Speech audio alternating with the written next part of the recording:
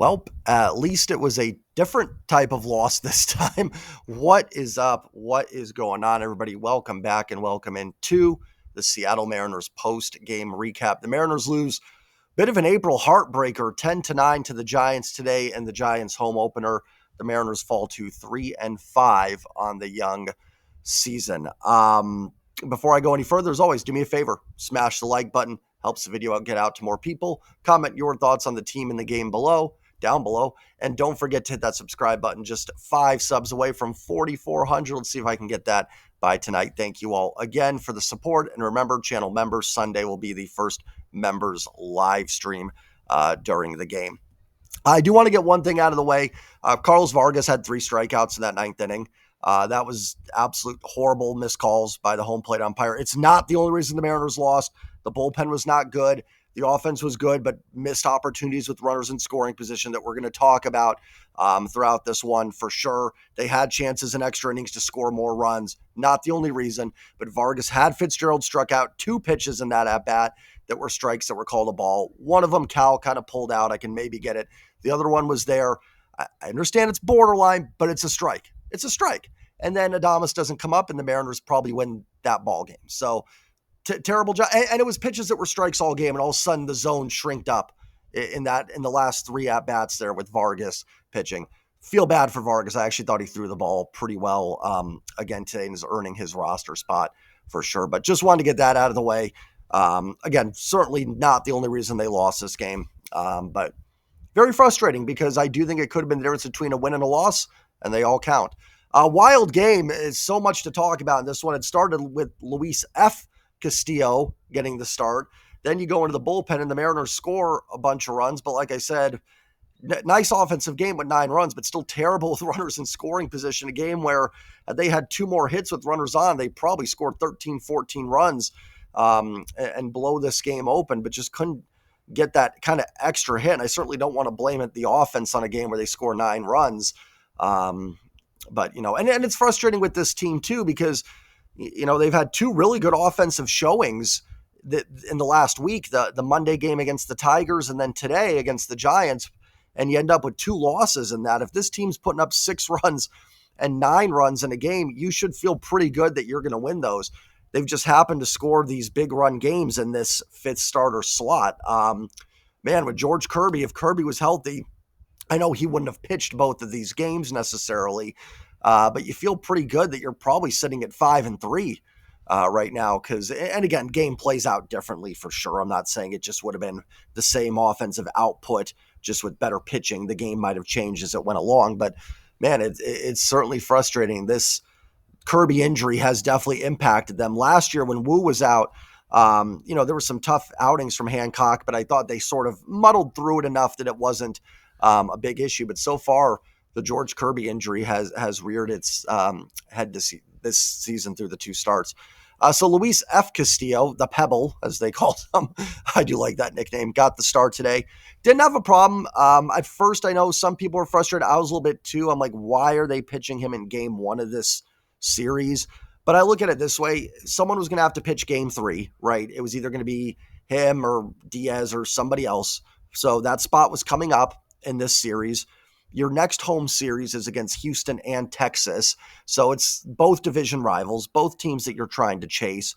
So his next start was either going to be, or whoever takes this rotational slot was either going to be against the Astros or the Rangers. It's not like you had the White Sox, then Houston, or Houston, the White Sox, where you could match it up a little different. You're going to be facing 2 teams that are probably your biggest competition in the AL West. So he was going to get a start against one of those guys, and it pushes Miller and Wu back a day and gives them a little bit more rest. And man, you almost kind of stole this game, right? It would have felt good to win the Luis F. Castillo start, and then you feel pretty good with Miller and Wu going the next 2 days that you would have actually maybe had a chance for the sweep in this one. So I don't have a problem with it. The biggest issue is they need George Kirby healthy, right? Like we're seeing it. They need a healthy George Kirby. Hancock was awful in his first start. I thought Castillo was okay. Like there was some stuff I thought was encouraging. That sort of sweeper slurvy pitch looked all right. The sinker had some good velocity. There was not enough quality misses. It was either well in the zone or well out of the zone. So I don't think he necessarily pitched well, but I thought he held his own. And remember that inning in the second where Castillo gave up the 2 runs, was off 2 bunts. Great bunt for a base hit. And the second one was just one they couldn't really field. It was Castillo, but it was Castillo, the fielder, not the pitcher. And then even the double from Lamont Wade wasn't hit all that hard. It just kind of got its way down the line there. So, and it forced the pitch count to go up. I'll dive more into his numbers here, but I didn't think he was terrible. But you only got 3 innings out of Castillo, which then forced the bullpen to pitch more. The bullpen was not very good today outside of a couple of arms. And on a day when the offense puts up good numbers, you want to win those, right? I'm not crazy mad because my biggest concern has been the offense, and they looked good today. And I'm not too worried about this 5th spot because Kirby will be coming back until I hear different, that maybe he's more hurt than we know, or they're worried about him missing, maybe a couple more starts, then I'll get worried. But right now, that seems like a problem that will fix itself here in the next few weeks, hopefully. But still frustrating nonetheless. And you were 1 out away with Willy Adames up there from winning the game, or a better, call balls and strikes behind the plate. I really try not to get on the train. The Mariners left things out there. It's on them. But let's go through the box score here a little bit. Sorry if I'm disjointed. That's just a wild game. It's tough to remember everything. I'm trying to go back and bring up things, and it's like, oh man, I forgot that happened. Luis F. Castillo, 3 innings, 6 hits, 3 runs, 3 earned, 2 walks, 2 Ks. Again, good. No, 9 ERA on the day, same amount of walks to strikeouts. I thought he looked better than Hancock did. There was some swing and miss. Like I said, 2 of the runs were on kind of 2 bunts that got down. Not much you can do there. Enough where I wouldn't mind seeing another start. Obviously, he's not a young guy. He's 30. He pitched in Japan the last couple of years. And has worked on some stuff. So I was encouraged enough that, like, if he made another start, I wouldn't be against it. Although you're probably going to have to send him down to make a roster move because this bullpen was taxed today. You're probably going to have 2 roster moves. I imagine Castillo will go back down, and then probably another reliever because everybody in the bullpen threw today. I mean, it's going to be tough to have everybody, good to go. It's 1 weekend. You already need another day off. It feels like when you have games like this. But I thought Castillo was okay. Thought he was okay enough where if I saw another start, if they announce him as the next making his next start, I'm not going to throw a fit at it. The problem was though, getting that pitch count up. It didn't go deep into the game, so it leaves you with your bullpen. The bullpen they did have to throw 8 innings with the game going into 11. Taylor Saucedo, a third of an inning, 2 hits, 2 runs, 2 earned, 1 strikeout. I'm kind of done with Saucedo. Seems like a good dude. I root against everybody that puts on a Mariners uniform as long as they're not terrible people in their daily life. But man, I'm just kind of done watching Sauce. Like, it's the same thing. He did strike out Wade, which is nice, but full count. Even the 2 hits weren't exactly like, I don't know what the exit velo on him was. It was so long ago in this game. I'm not even going to look it up. But the first one was kind of a seeing eye single, then Lee up the middle. Like, they were ground balls, but man, it's just every outing feels like that for Saucedo. It's never clean. It's just always base runners out there. And here's the thing, like, as a lefty, and we've seen Gabe Spire looks back to being dominant as your lefty. Sauce isn't dominating against lefties. The changeup hasn't been good enough to get righties out. The control command isn't great. He's not a huge strikeout guy, and he has an option left. Send him down. Get someone up here with a little bit more. Like a good example is I'd rather see Carlos Vargas. I've been somewhat impressed by him so far. Doesn't mean he's going to be great. He might not be better than Sauce. I don't know. We've seen 3 innings of him, but I'm just kind of done with it. And Sauce wasn't like the worst guy today or anything. It's just, 2 years ago, he was good. He was made a nice addition to the bullpen, was solid. Last year was okay. He's just kind of a generic guy in the bullpen. It's the guy in MLB The Show that's, sitting there that you bring up when someone's hurt, and he's not a long guy either. So it's not like he can go 3-4 innings and save your bullpen. When they had Flexen out there a couple years ago, or was that last year? No, that was 2 years ago now. At least it was like, he's not good, but he can go 3-4 innings and save the rest of the pen. So Sauce isn't doing that. I don't want to keep piling on him. Good guy, rooting for him. But yeah, if they sent him down tomorrow, I don't think I'd fight it at all. Colin Snyder, inning in a third, 3 hits, 1 run, 1 earned, 1 walk, 1 strikeout. I did not think Snyder looked all that great. The velocity looks like it's down a little bit from last year.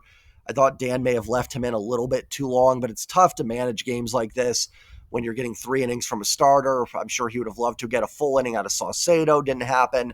And then Snyder had 2 quick outs, in that 4th inning, I think it was, or 5th inning, and gave up the triple and the base hit. Snyder doesn't look great. I'm a little bit more forgiving of Snyder because he was really good last year, so I'm willing to kind of push through it for a little bit to see if he can kind of find what he had last season, but doesn't look great. Him and Saucedo just both look very, I don't want to, generic's like the wrong word, but they just look like your most, like I said, MLB The Show, your most random, guy the video game made up that's got the most average stats, and he's in the back end of your bullpen, or the front end, I guess you would say. I don't know. That's kind of what they both look like so far this season. I haven't seen anything super impressive. Certainly both could bounce back. There's plenty of time, but neither's blown me away so far. But I'm willing to have a little bit longer leash with Snyder based on last season. Bizzardo, inning in a third, 3 hits, 2 run, 2 earned, 2 strikeouts. He gave up the home run to Chapman. Actually, Bizzardo had come in, let me pull it up here, the bottom of the 6th, right? Let's see here.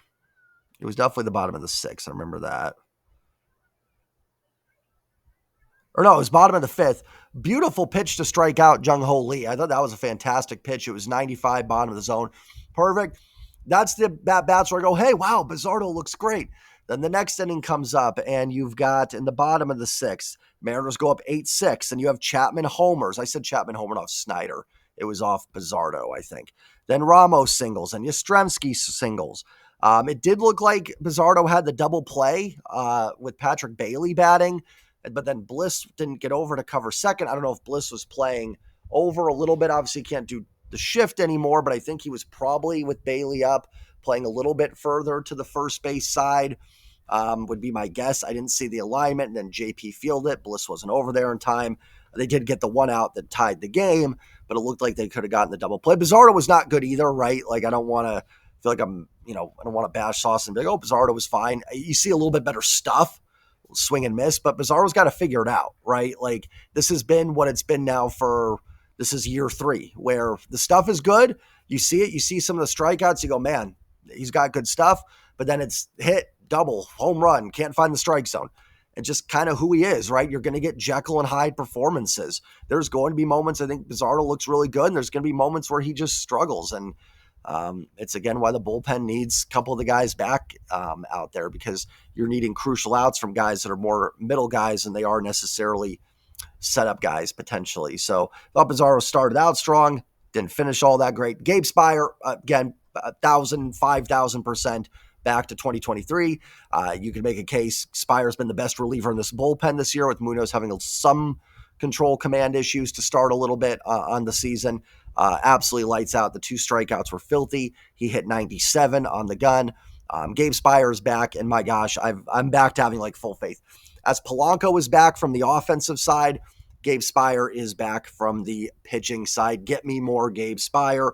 He should be the number 1 arm behind Munoz in the bullpen right now. I don't care lefties or righties. Don't care. I don't care if it's 3 righties.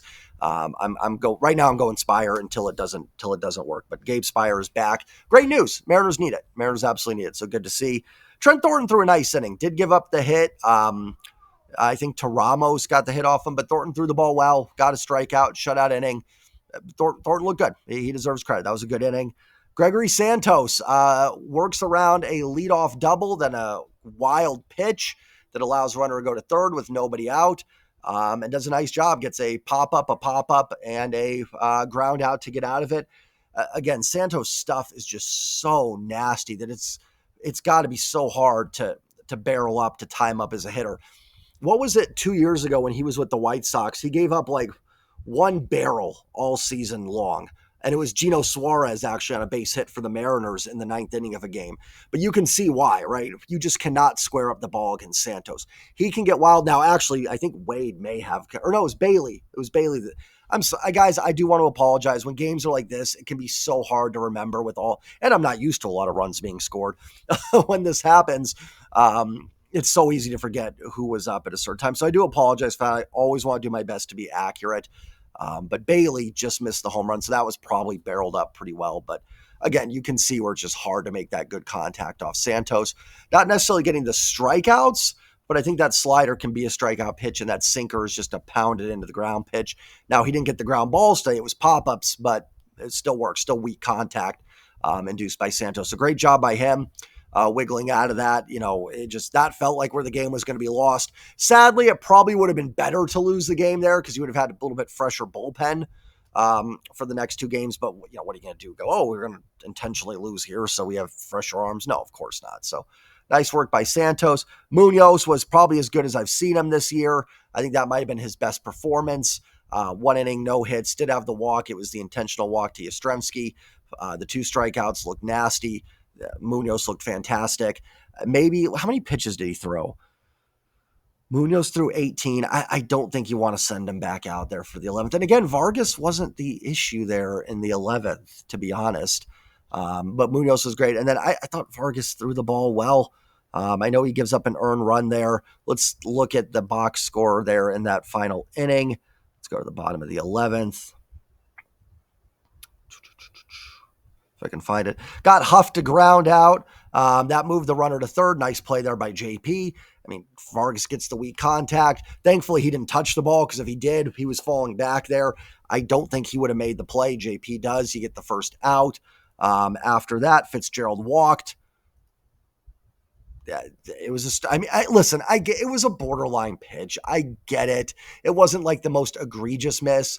And the one in the middle of the at-bat, I don't know if Cal got crossed up or what happened, but if he frames that, and again, you don't know how the next at-bat's going to go. He may not strike out Wade. Maybe Wade does something differently. But man, he did have it. If we had the ABS system, it could have been challenged, and that would have been overturned. That would have been a strike. Great strikeout of Lamont Wade Jr. Perfect pitch, top shelf, got the call there. There was a one against Wade that was a 97, perfect at the bottom that he didn't get the call. Didn't matter. And then Adames just kind of poked one into right field. It just felt like one of those games, man, where the Mariners just weren't, like the baseball gods were just not going to let them win. And it kind of ended that way with the Adames base hit there. So that was frustrating. Bullpen, not very good. There were some good performances. Spire, Munoz, and I will say I thought Vargas was fine. Bizarro, 2 hit or miss. Sauce was not good, and Snyder was not good. So, definitely a game where you miss having your lights out starting pitching for sure. And, again, I'm not going to get on Castillo, his first major league start there. I thought he was okay. Again, I'll just go with that. If that was a Luis M. Castillo or a Logan start, I'd say no, but it's about what I was hoping for. Maybe another inning would have been nice if you could have gotten it. Offense, 9 runs, 7 walks, 15 hits, but yet somehow they managed to kind of still be frustrating. 3 for 16 with runners in scoring position. By the way, the Giants had 27 at-bats with runners in scoring position, so another knock on the Mariners' bench. Just so many runners on base. I'm not mad at 15 hits, 7 walks, 9 runs. If this team does that every night, they will win 100 baseball games with this pitching staff. They will. But they've got to get that big hit. Now, Cal stung one that Lee made a good catch on that was 104. Bliss had one stung. But, man, those extra innings, you got to find a way. You had Munoz there in the 10th, and you had Cal. Randy had a terrible at-bat in that 10th inning. And then who else was up after that?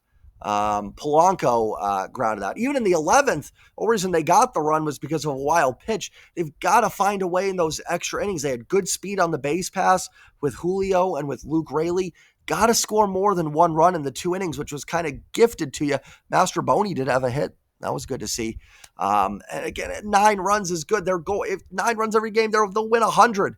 But they did leave some stuff out there. They did, which is a good sign, right? I'd rather have them score 9 and leaving some runs out there than getting 1 run and not even having at-bats with runners in scoring position. So it was better. But that 3 for 16, it doesn't have to be 12 for 16, but if that's 4 for 16, you win this game. And truthfully, one of the 3 didn't even score a run. It was Master Boney's hit. Now, that's nothing you can do there. The run wouldn't have scored, not Mastroboni's fault or anything, but one of those didn't even result in a hit. So let's go through the box score. Victor Robles, 2 for 7. Good to see a couple hits, but he had a bad pop-up in the 11th inning.